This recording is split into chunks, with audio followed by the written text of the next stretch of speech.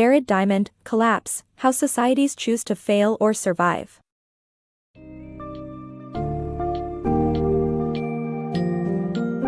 Welcome to the summary of A Collapse, How Societies Choose to Fail or Survive, by Jared Diamond. In this engaging book, we explore why various ancient societies met their demise, with examples ranging from Easter Island to the Vikings in Greenland. Investigate the reasons behind these civilizations' downfalls, including self-inflicted factors like overpopulation, environmental damage, and ineffective leadership. The summary will also shed light on the ways certain resilient societies have thrived despite challenges, and highlight why modern societies must learn from their past mistakes to ensure survival in the future.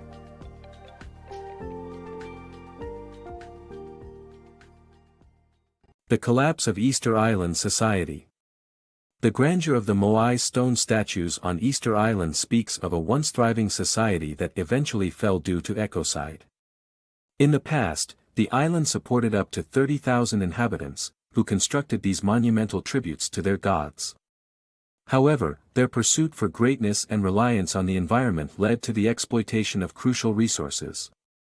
Ultimately, the community's short-sighted decisions brought upon the collapse of their flourishing society, leaving Europeans to discover a destitute residue of what they once were. Once a landscape teeming with life, Easter Island's lush subtropical forests provided sustenance for its abundant populace. Back then, a wide array of flourishing flora and fauna lent to a prosperous, harmonious life. The main marvel this golden age produced were the iconic Moai, colossal stone sculptures crafted in reverence of their deities. This prosperous way of life, however, was fated to decline as the people of Easter Island chose a path of self-destruction. To make way for, and transport their awe-inspiring creations, the builders of the Moai mercilessly cut down the island's verdant jungles, irreversibly damaging their habitat. Ultimately, their zealous construction efforts left not a single tree taller than 3 meters. The consequences of indiscriminate deforestation were dire. As the forests and trees disappeared, so did the island's wildlife, robbing the islanders of a major source of nourishment. Additionally, with the disappearance of the trees, the society lost its capacity for fishing. There was no longer an adequate supply of timber to build boats. Starved of these resources and deprived of nutrients from the trees, the inhabitants' agricultural endeavors dwindled as well. Easter Island's self-inflicted downfall serves as a cautionary tale of the consequences of overexploitation. The remains of this once thriving civilization greet modern visitors as a grim reminder of the costs that accompany environmental negligence. The Pitcairn Islands' lost civilization.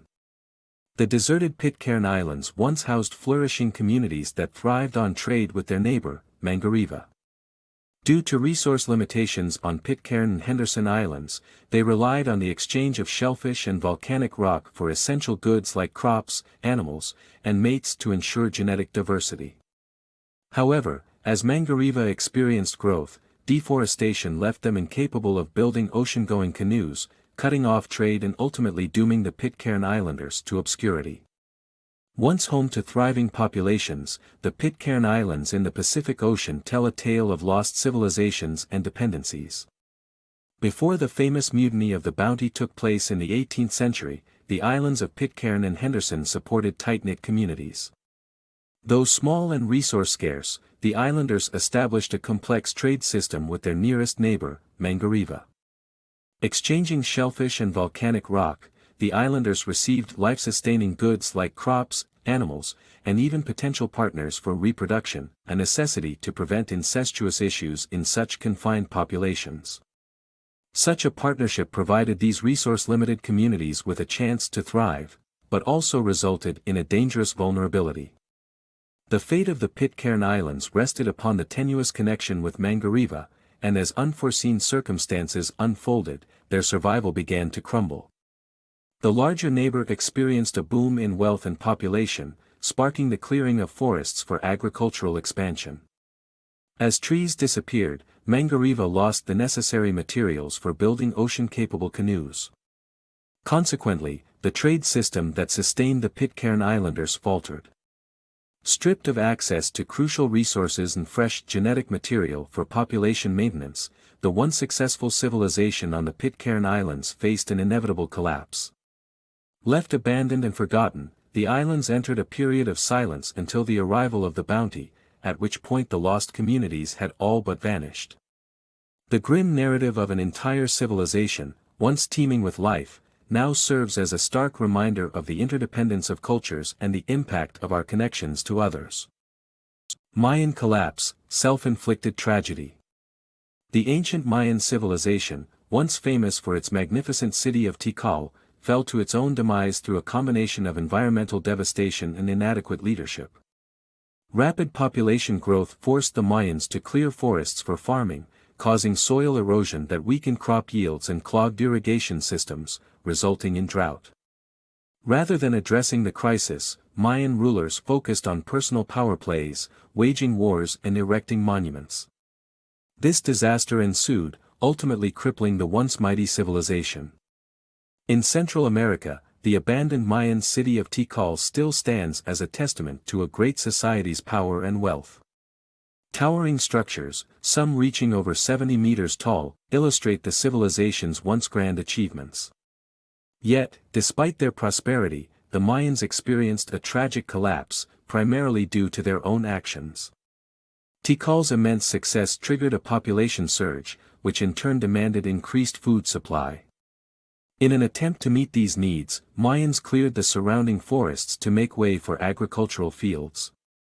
While this provided more food in the short term, it ultimately wreaked havoc on the environment.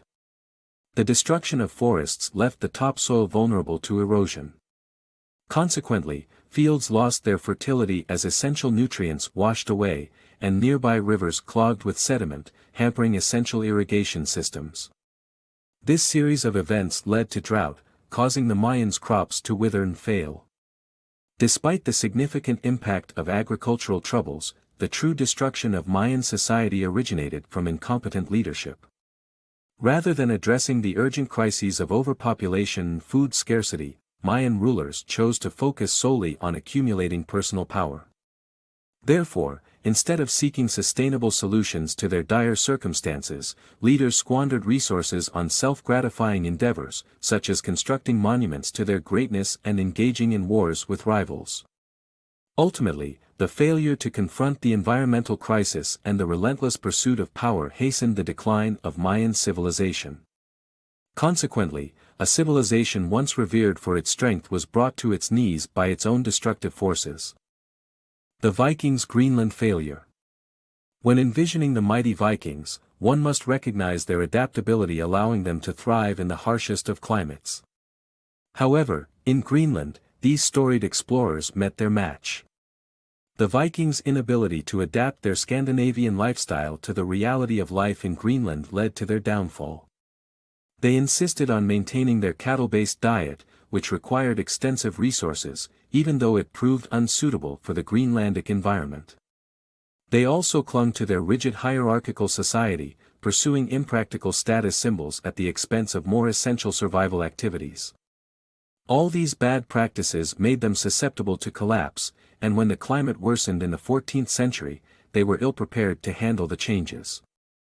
Meanwhile, the native Inuit thrived in this same environment by using local resources efficiently, such as relying on fish instead of cattle for sustenance. The Vikings' refusal to learn from the indigenous population's expertise proved to be their ultimate and tragic undoing.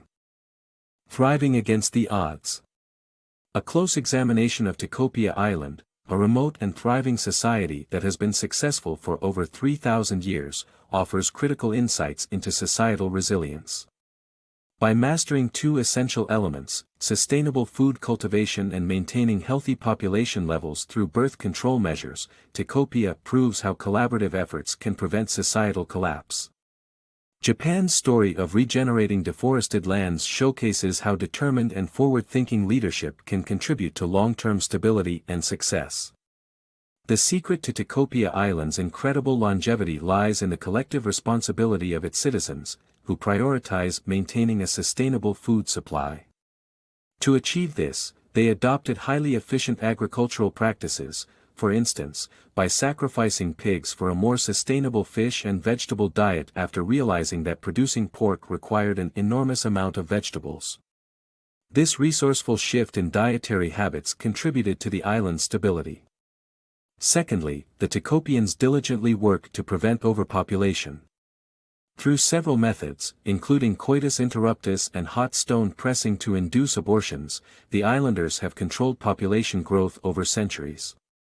This level of collaborative engagement has effectively prevented potential societal collapse. On the other hand, Japan's path to success highlights the significant role of committed leadership in ensuring the well-being and endurance of a society. Seeing rapid deforestation across the country in the mid-17th century, Japanese leaders instituted an extensive reforestation program. The enduring influence of this wise choice is evident today, with 80% of Japan being covered in lush foliage. By examining these stories of longevity, we learn from the past and can apply such lessons to protect our modern societies from potential decline and collapse. The Ticopian and Japanese examples reveal the efficacy of collaboration, resourcefulness, and strong leadership in safeguarding societies from possible collapse. Overpopulation's role in Rwandan genocide. The Rwandan genocide of 1994, which claimed the lives of 800,000 ethnic Tutsi, is most commonly attributed to politically motivated ethnic violence. However, it is essential to consider other factors, including overpopulation. In 1990, Rwanda's population density was even higher than that of the UK at 760 people per square mile. This density, combined with an unproductive agricultural sector, led to chronic food shortages and land scarcity. As young people struggled to find farmland, tensions over resources escalated. While overpopulation and its resulting environmental pressures cannot be deemed the sole cause of the Rwandan genocide, their influence was significant and contributed to the tragedy. China's growth, global implications. The remarkable economic growth of China over the past decades has brought about significant consequences, both for its own people and the world at large. The rapid industrialization has been accompanied by a staggering increase in pollution and a decline in environmental quality. While the booming economy can be viewed as an impressive feat, the consequences of unregulated growth pose serious threats to both local and global environments. Moreover, the Western world holds some responsibility for the problem as it continues to outsource polluting industries and avidly consume inexpensive Chinese products. The solution to these pressing environmental challenges depends on collective responsibility and decisive action from all nations involved. The rise of China as an economic superpower is a major narrative in recent history. Within just a few decades, its economy has grown exponentially, fast approaching and likely surpassing the United States. However, the repercussions of such rapid growth, particularly at the incredible scale of 1.3 billion people, are immense. One significant impact is the widespread environmental degradation. The pursuit of wealth has fueled a race towards industrialization with little to no restrictions on pollution or resource exploitation. As a result, the quality of air and water in the country has dramatically deteriorated, exemplified by the sobering statistic of 300,000 annual deaths from air pollution by 2005. The financial cost is also substantial, with $54 billion, or 8% of China's GDP, spent each year on addressing health issues caused by pollution. The environmental ramifications of China's ascent extend beyond its borders, influencing the global climate. Should China achieve a Western standard of living for its vast population, the subsequent increase in greenhouse gas emissions would prove catastrophic for the planet. It is crucial to acknowledge the role of the Western world in this predicament, as it has willingly outsourced pollution-heavy industries to China and perpetuated demand for inexpensive Chinese goods. Hence, the challenges arising from China's growth are shared global problems, demanding a unified and responsible approach. The manner in which we confront these environmental issues will ultimately shape the future of human society. Montana's environmental peril. Nestled in the northwestern corner of the United States, Montana is famous for its breathtaking landscapes attracting hordes of tourists every year. Despite its idyllic appearance, Montana's environment is under siege from threats like mining, deforestation, and climate change. While locals may think the economy benefits from mining and logging companies, this mindset endangers the state's future as the ongoing harm could become irreversible. Contrary to its tranquil facade, Montana is a striking example of a Western society succumbing to environmental degradation. Renowned for its pristine, trout-filled rivers, majestic mountains, and boundless forests, Montana is a beloved tourist destination. However, underneath this picturesque scenery lie numerous perils that continuously ravage the environment. One such menace is mining, where companies excavate Montana's rocks to extract valuable metals, such as copper. The process requires hazardous chemicals, consequently polluting the surrounding ecosystem far from unsuspecting tourists' eyes. Deforestation is another significant issue as loggers relentlessly cut down the vast forests for wood. Alongside these factors is climate change. With global temperatures soaring, Montana's glaciers are melting, resulting in alarming ecological damage. But why hasn't anyone stepped in to stop this degradation? One might expect that Montana's authorities would take appropriate measures to counter the harm inflicted upon the state's environment. Sadly, the prevailing mentality is that the jobs generated by mining and logging industries outweigh the accompanying environmental devastation. So long as the destruction remains inconspicuous and away from tourist hotspots, it's deemed acceptable. However, this perspective is short-sighted and perilous. Allowing this environmental damage to persist could lead to devastating, long-lasting consequences for Montana. The lesson here is that even modern, seemingly flourishing regions are at risk of collapse, emphasizing the need for proactive measures to avert such outcomes. In the following sections, we will delve into possible solutions to prevent such impending disasters. Overpopulation and globalization. Unrivaled in human history, we enjoy a comfortable standard of living that offers health, longevity, and access to astonishing knowledge and technology. However, we face potential disaster as history has shown that overpopulation can lead to the collapse of civilizations like the Mayans. Presently, our growing population results in deforestation for farmland, causing soil erosion and risking insufficient food supply.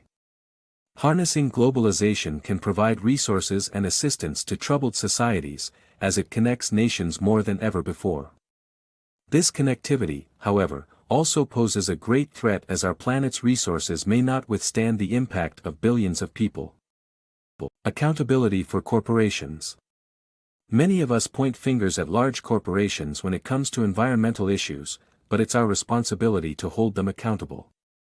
Companies are primarily focused on maximizing profits for their shareholders, which means that they will take whatever actions necessary to achieve this goal. To ensure corporations don't harm the environment in doing so, we must establish laws that penalize polluters. Using heavy fines or lawsuits makes businesses act more sustainably by turns.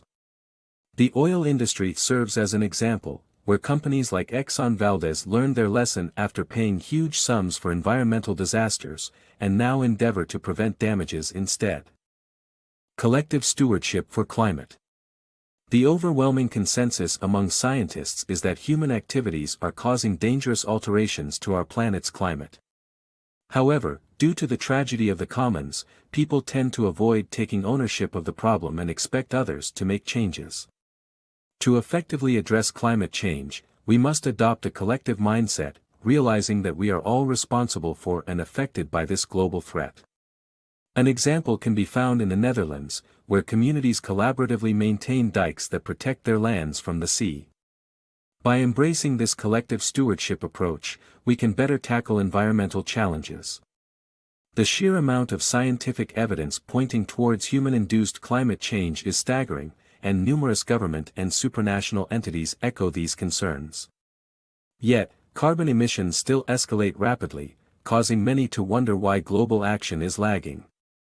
Addressing a global challenge such as climate change demands an understanding that no single individual is entirely responsible. Our everyday choices, like using our cars, leaving electronics on standby, or overconsuming, all contribute to the issue. Since everyone shares responsibility, no one takes full ownership, leading to a societal phenomenon known as the tragedy of the commons. This mindset often manifests through thoughts like, others pollute more than me, so why should I change if they don't? To combat this mentality, we need to shift from individualistic to collective thinking. By acknowledging that we all share in the problem and its consequences, we can create a stronger sense of ownership that leads to action. Consider the residents of the Netherlands who live in areas called polders, lands that lie below sea level and are protected by dikes. These dikes require constant attention and maintenance, and everyone living in the polders knows their own safety depends on the dike's structural integrity. Consequently, the people work together to ensure their community's well-being, showcasing the power of collective stewardship. To effectively address climate change, we must embrace this spirit of collaboration and shared responsibility. By treating our planet with the same care as the Dutch and the polders, we stand a better chance of solving the world's most pressing environmental challenges.